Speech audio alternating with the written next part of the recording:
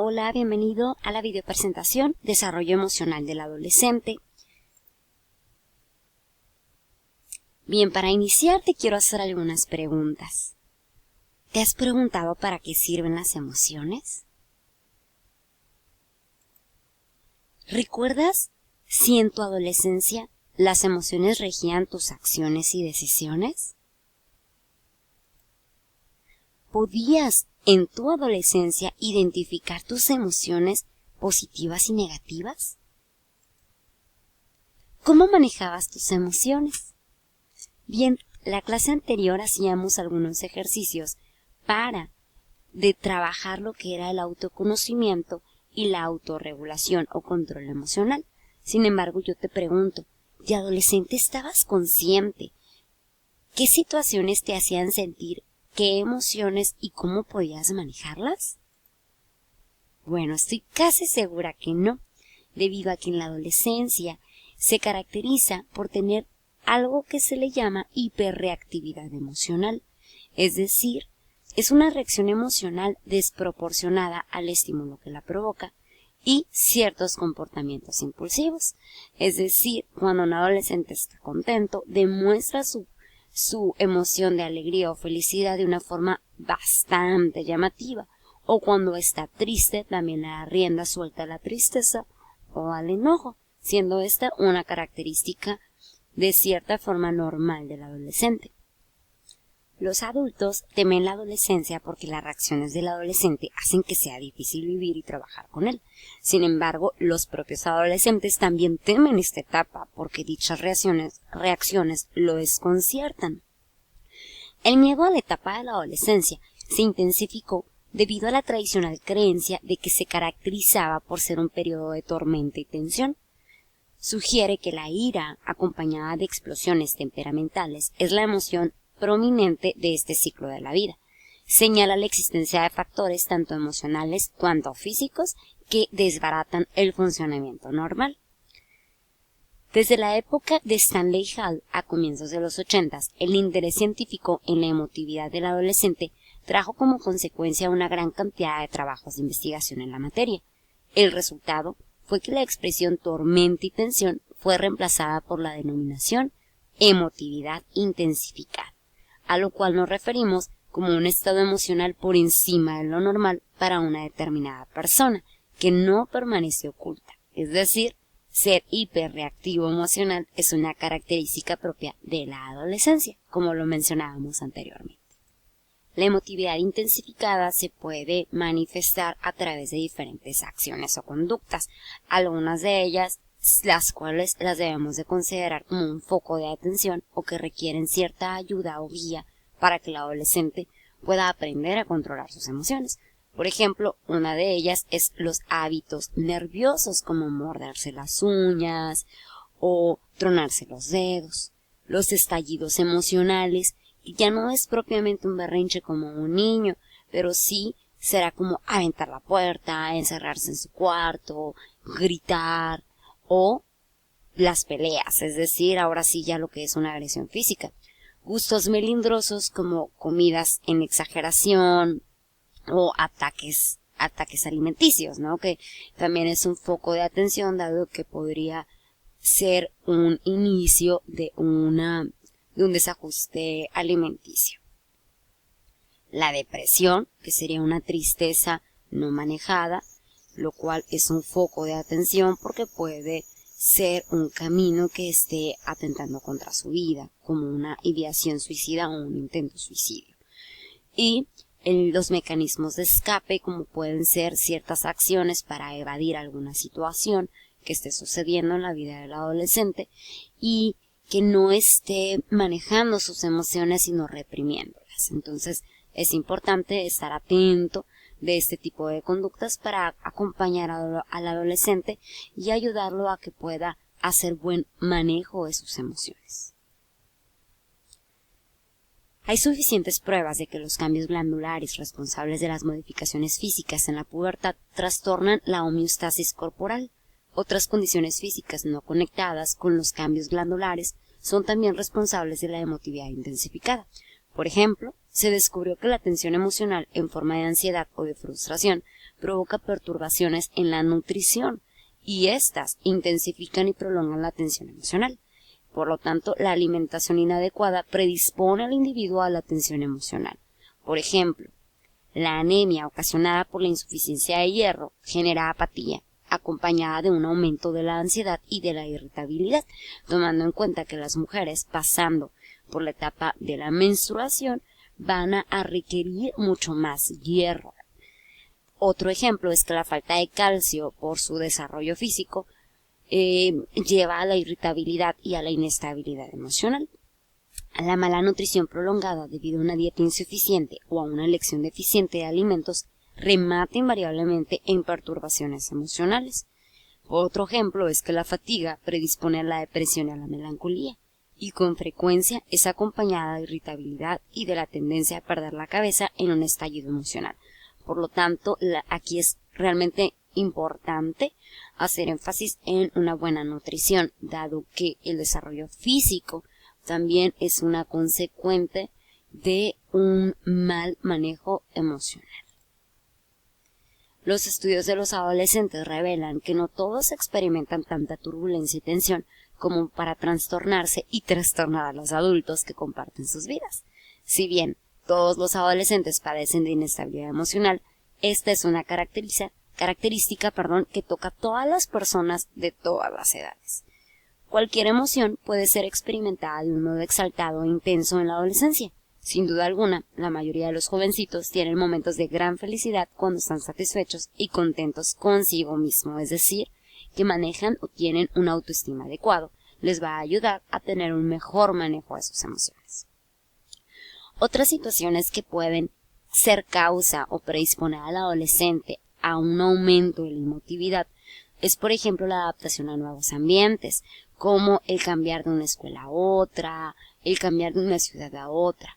Las expectativas sociales de un comportamiento más maduro, es decir, que su familia o los maestros estén pidiéndole tener un comportamiento mucho más maduro. Las aspiraciones carentes de realismo, tener aspiraciones que no van acorde a lo que realmente pueden hacer. Por ejemplo, pues, podría ser de grande querer ser astronauta cuando nuestro contexto o el lugar donde la persona vive es mucho más difícil. Ajustes sociales relacionados al sexo opuesto, por ejemplo, el tener que tener ciertos comportamientos acorde a su sexo, acorde a su género, le puede experimentar una intensa tensión nerviosa el tener que tener ciertos cambios, ¿no? O relacionarse con personas del sexo opuesto. Bien, otras situaciones es como problemas escolares, los problemas vocacionales, los obstáculos para hacer lo que se quiere y relaciones familiares desfavorables van a ser situaciones que van a predisponer al adolescente a aumentar su emotividad y tener aún mucho mayor una hiperactividad emocional. Bien, algunas pautas emocionales comunes en la adolescencia, es decir, ciertas emociones que van variando de la niñez a la adolescencia, las vamos a ver a continuación. La primera de ellas es el miedo. Hacia la época en que el niño se hace adolescente, ya ha aprendido que muchas de las cosas que solía temer ya no son peligrosas ni dañinas. Esto no quiere decir que el miedo desaparezca, sino que los temores del niño son reemplazados por otros más maduros. Por ejemplo, hay ciertos temores típicos que se hacen presente en los adolescentes, como a los fenómenos naturales y objetos materiales, como a las relaciones sociales, a las relaciones consigo mismo, o tener miedo a lo desconocido, como permanecer solos en el hogar, o estar en un lugar extraño, o convivir con personas desconocidas, o someterse a alguna operación. Otra emoción que cambia es la preocupación. A medida que la cantidad y la intensidad de los temores decrecen, estos son reemplazados por la preocupación. Por ejemplo, los varones se preocupan más por sus aptitudes y vocaciones. También los preocupa el saber dónde y cómo van a obtener el dinero que necesitan para la vida en la sociedad. En cambio, como la apariencia y la aceptación social son más importantes para las chicas, sus preocupaciones se centran en estos problemas. Asimismo, las muchachas comentan sus preocupaciones en mayor medida que los varones. La ansiedad tiene origen en la repetición de diversas preocupaciones.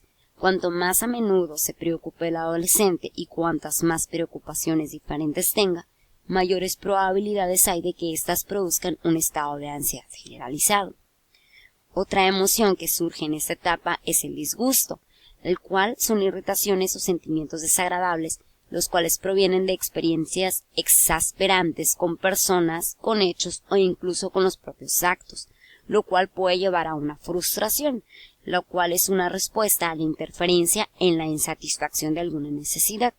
Pueden resultar de la privación que surge del medio o de la incapacidad del individuo para alcanzar un objetivo en razón de su propia insuficiencia, las cuales pueden ser acompañadas de sentimientos de impotencia, lo cual da lugar a una forma de ira que puede ser leve o excesiva, por ejemplo, un permiso no otorgado o algo que no se le compre.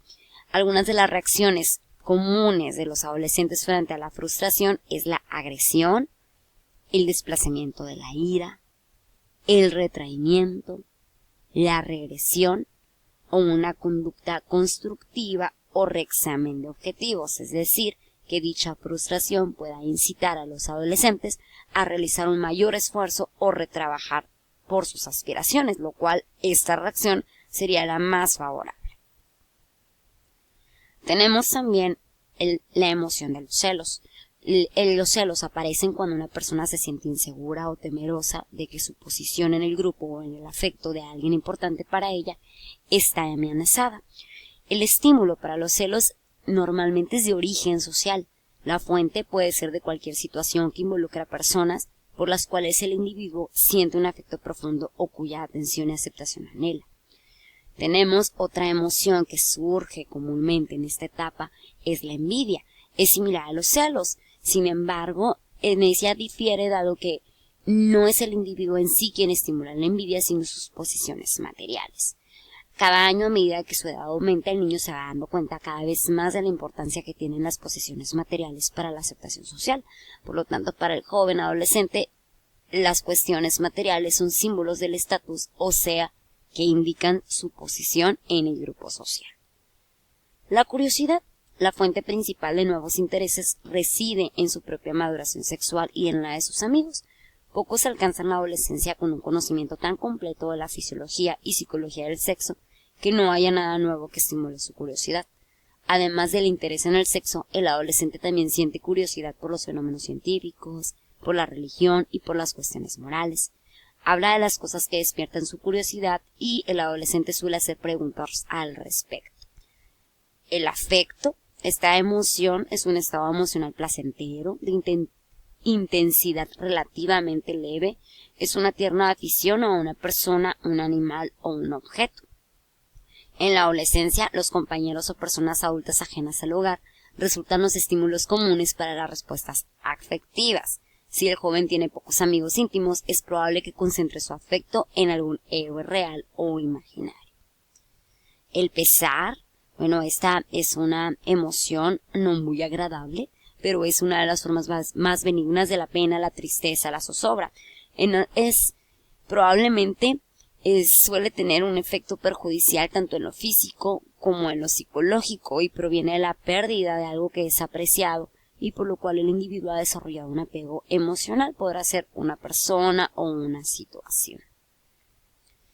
Y la felicidad, pues esta es una de las emociones más agradables, es un estado de bienestar y satisfacción placentero, es influida en gran medida por el estado físico general del individuo.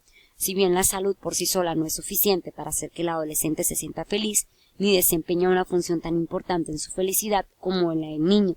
Hay 4 características que van a favorecer para que el adolescente pues esté en este estado de bienestar. Una buena adaptación a las situaciones, la liberación de energía emocional, es decir, la aceptación y la manifestación y control de sus emociones, contar con una autoestima adecuado y la percepción de elementos cómicos en una situación.